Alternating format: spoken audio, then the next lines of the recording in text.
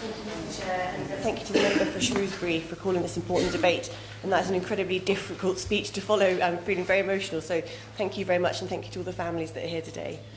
I have 2 teenage children, one of whom is now 18 and is about to start to learn to drive. In my constituency of Froome and East Somerset, it's really helpful if young people can drive themselves around, because especially in villages like the one he lives in, they're often at the mercy of unreliable or infrequent bus services. And of course, as his mum, I'm encouraging him to learn. He'll be able to be more independent, and I think it's an important life skill. But I have some really serious concerns about his safety when he does start to drive. My constituency has a lot of A roads which are windy and fast, and often have junctions off to the side where drivers are trying to pull out onto the main road. We have a history of accidents in the local area, including a horrendous one in 2023, where 2 young sisters were killed by an oncoming vehicle driven by a driver who was high on drugs.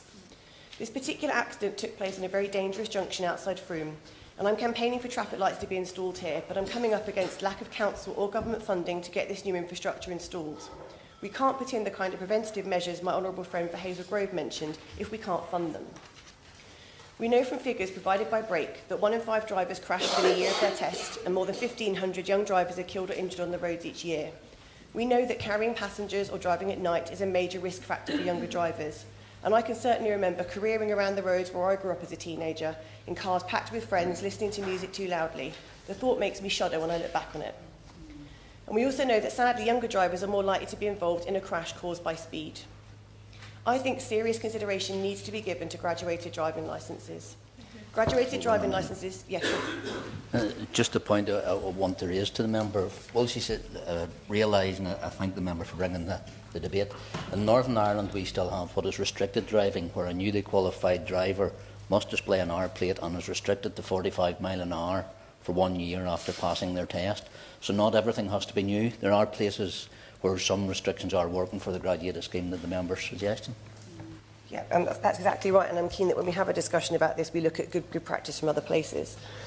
Graduated driving licences can be set up in a number of different ways, but typically might involve minimum periods for learning to drive and reducing the number of passengers a young person could have in the car.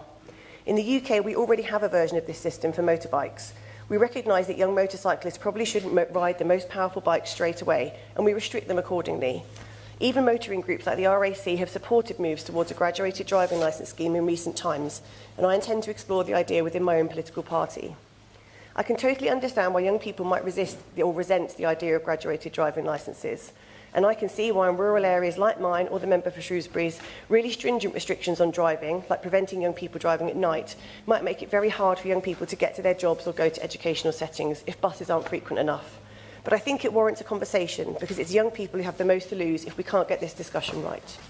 Yeah.